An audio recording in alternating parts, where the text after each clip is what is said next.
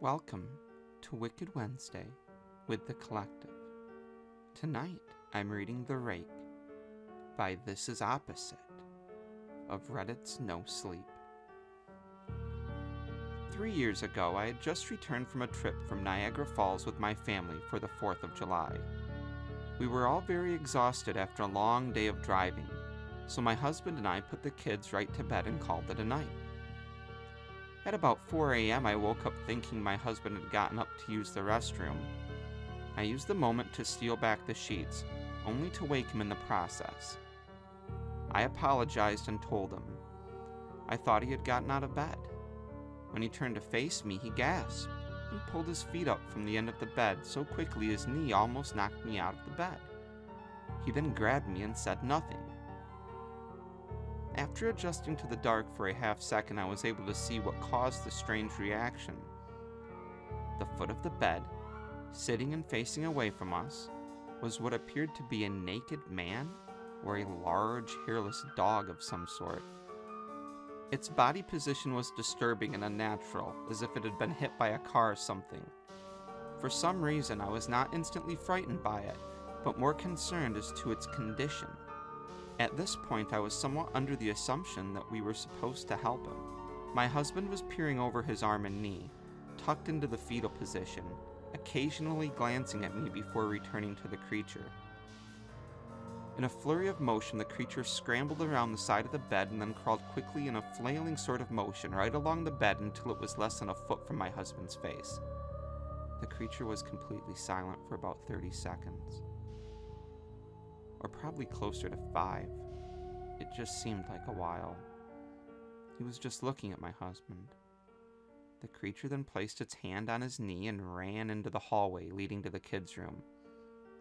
I screamed and ran for the light switch, planning to stop him before he hurt my children.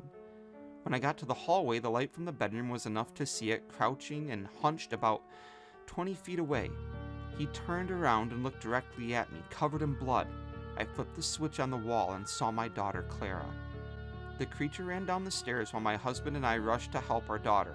She was very badly injured and spoke only once more in her short life. She said, "He is the Rake." My husband drove his car into a lake that night and rushing our daughter to the hospital. He did not survive. Being a small town, news got around pretty quickly. The police were helpful at first, and the local newspaper took a lot of interest as well. However, the story was never published, and the local television news never followed up either. For several months, my son Justin and I stayed in a hotel near my parents' house. After we decided to return home, I began looking for answers myself. I eventually located a man in the next town over who had a similar story. We got in contact and began talking about our experience. He knew of 2 other people in New York who had seen the creature we now referred to as the Rake. It took the 4 of us about 2 solid years of hunting on the internet and writing letters to come up with a small collection of what we believed to be accounts of the Rake. None of them gave any details, history, or follow-up. One journal had an entry involving the creature in its first 3 pages and never mentioned it again. A ship's log explained nothing of the encounters, saying only that they were told to leave by the Rake. That was the last entry in the log. There were, however, many instances where the creature's visit was one of a series of visits with the same person. Multiple people also mentioned being spoken to, my daughter included. This led us to wonder if the Rake had visited any of us before our last encounter. I set up a digital recorder near my bed and let it run all night, every night, for 2 weeks. I would tediously scan through the sounds of me rolling around in my bed each day when I woke.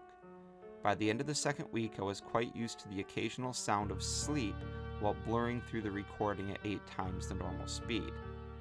This still took almost an hour every day. On the first day of the 3rd week, I thought I heard something different. What I found was a shrill voice. It was the Rake. I can't listen to it long enough to even begin to transcribe it. I haven't let anyone listen to it yet. All I know is that I've heard it before, and I now believe that it spoke when it was sitting in front of my husband. I don't remember hearing anything at the time, but for some reason the voice on the recorder immediately brings me back to that moment. The thoughts that must have gone through my daughter's head make me very upset. I have not seen the Rake since he ruined my life, but I know that he has been in my room while I slept. I know and fear that one night I'll wake up and see him staring at me.